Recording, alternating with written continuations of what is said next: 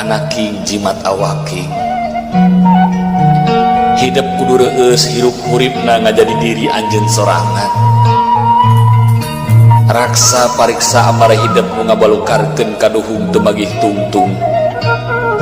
jalanan hirup ku handap asor ka papada manusia jaga jeung riksa sarupaning anu dipiboga ku hidup panon dina nempokna ceuli dina dedengeanana letah tina ucapanana leungeun tina cacabakanana suku tina lalampahanana jaga riksa lengkah paripolah tinu hal anu mata keraheut kana manah batur ngarah hidup hirup loba dulur akur jeung salembur anaking ulah poho jaga riksa kaluhungan alam dunya da Gusti anu Maha Suci nyiptakeun alam dunya teh pikeun diropea istoningkeun kahirupan hidup jeung papada umatna anaking jimat awaking ngajalanan hirup hurip di alam dunya teh teu gampang hidup moal salawasna ngajalanan datarna hirup bakal nincak kana tanjakan jeung pudunan omat hidup ulah kubur salawasna eling kanu maha agung nyembah kanu maha kawasa turutkeun papagon ageman jalankeun pituduh karuhun urang anaking jimat awaking dina unggal renghap nu jadi indung bapa kaluar doa anu mustajab pikeun anak-anakna ngarahirup pinanggih jeung kabagjaan kajebaran pikeun pibekeleun dina ngoni ngajalanan sagara kahirupan di alam dunya omat anaking hidup kudu silih asah silih asih silih asuh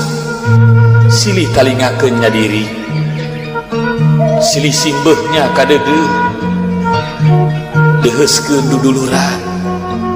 raketkeun babarayaan ulah rek pakia-kia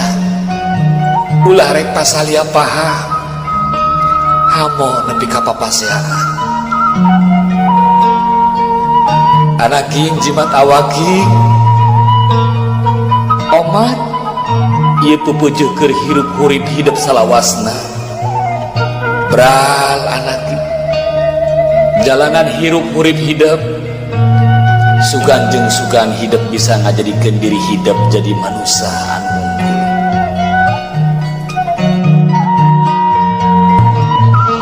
sing semangat jeung ulah epes meer inget pan aya Allah nu salawasna nang tayungan hirup urang dunya teu loba jiga batur tong hariwang jeung aral subaha mending lobakeun ibadah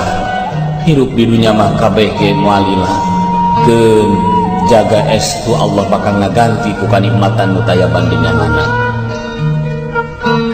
loba jalma nu disanjung pedah dunyana luyuh layah tapi hatena paciweuh jeung kasusah ati pabelit jeung urusan duit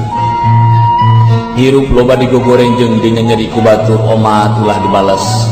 justru eta kasempetan keur nguji hate urang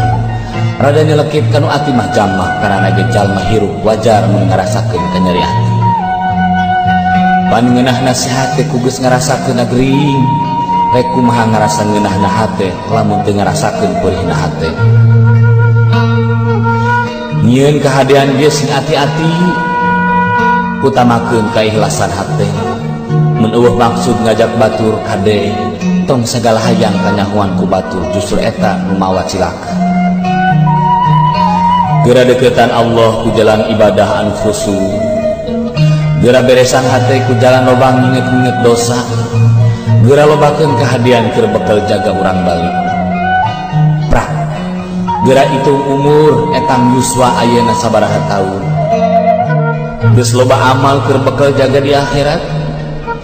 nah yakin hirup bakal salilana yakin moal balik ridho mun anak turunan urang kabeh digebruskeun ka neraka nah sanggup nyang hareupan panasna seueur neraka rek iraha atau eling lamun lain ayeuna urang keur hirup di alam dunya.